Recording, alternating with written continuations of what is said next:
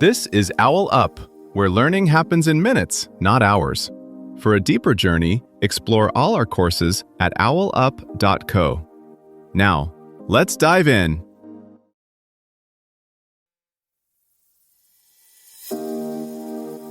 Welcome back to Chapter 2 of our series, Transforming Teen Talk.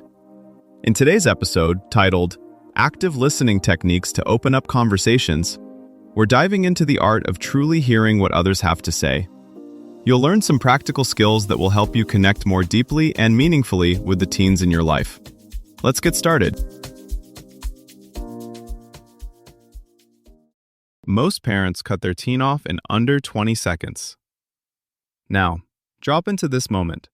Your teen finally starts talking, and you feel the urge to jump in with advice. You want to help, yet every word you add seems to shut the conversation down even faster. Why? That tiny gap, those few seconds before you jump in, is where active listening lives. It's not passive, and it's not just being quiet. It's a deliberate choice to stay curious instead of corrective. Think of it as switching from answer mode to receive mode, where your whole goal is to understand, not to fix. Here's the twist.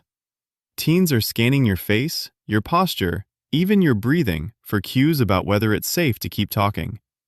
A raised eyebrow, a quick sigh, glancing at your phone, each one can feel like a closed door. Active listening turns those micro moments into open doors. A simple, "Tell me more." A nod that says, "I'm still with you." A pause that proves you're not rushing to judgment.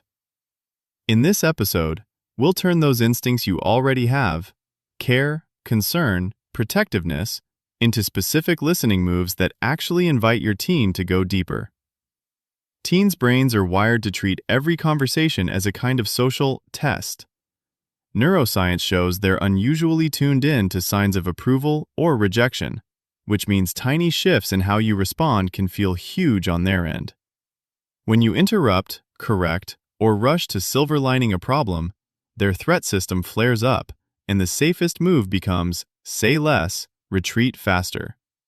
When you slow down and stay curious, you're quietly sending a different message. You won't be graded here. That sense of safety doesn't just feel better, it literally makes it easier for them to keep talking. Here's where it gets practical. If that early moment in a conversation is so powerful, what do you actually do with it? Start by stretching that first window. Instead of jumping in at the first pause, silently count 1, 2, 3 in your head. Those extra beats often pull out the thing your teen wasn't sure they were brave enough to say. That's usually where the real problem lives. Next, shift from filtering to following. Most of us listen through our own filter. Is this a big deal? Is this reasonable? What should happen next? Following means you track their logic instead. Listen for 3 things. Facts, what actually happened. Feelings, how it landed for them. Fears, what they're worried might happen. You don't need a speech. One short reflection per piece is enough. So the teacher moved the deadline without telling anyone. Facts. That sounds really unfair and stressful. Feelings. And you're worried your grade's going to tank now? Fears. Notice you're not fixing, judging, or comparing to your own past. You're simply holding up a mirror so they can see their own experience more clearly. Now add curious questions, but only a certain kind. Replace why questions, which can feel like cross-examination, with how and what. What part of that bothered you most? How did you handle it in the moment? What do you wish could happen next?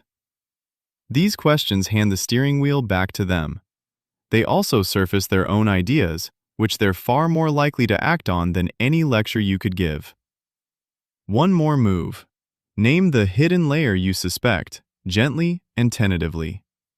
I'm wondering if part of this is you feeling like your friends are choosing sides? If you're wrong, they'll correct you, and still feel surprisingly understood, because you were willing to go beneath the surface. Active listening, used this way, isn't about dragging the conversation out. It's about removing the friction that usually derails it. Defensiveness, feeling judged, feeling small. When those drop, talks are often shorter, calmer, and more honest. Not because you talked more, but because you listened differently. Your teen slumps into the car and mutters, "Today sucked." One path. What happened? Did you finish your project? Did you talk to the teacher? A rapid-fire quiz that shuts things down. Another path. You glance over, soften your voice. Rough day? Then you wait. They add, "Yeah, people were being fake." You nod. Fake how?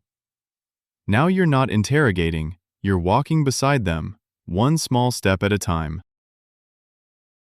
Think of it like debugging a glitchy app with them. You're not rewriting their code, you're asking, where did it freeze? What were you trying to do right before that? When you treat their experience as data to explore instead of a problem to correct, they start volunteering more details. The group chat, the comment in class, the joke that went too far. Notice how tiny your lines are in this version of the story, and how much more of their story you actually get. That's the quiet power of staying with their words until they are ready for yours. A 17-second habit today shapes your teen's habits with their kids tomorrow. As they experience you tracking their inner world, they're quietly downloading a template for how close relationships feel.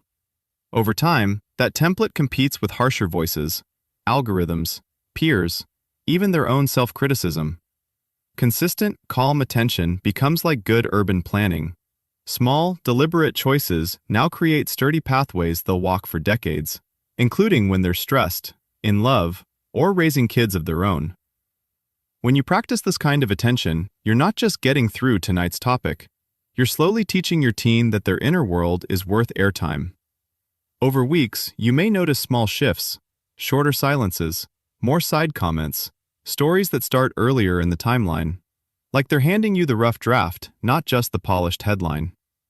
Start with this tiny habit. When someone starts telling you about their day, silently count to 3 before you respond, and then reflect back just one specific word they used.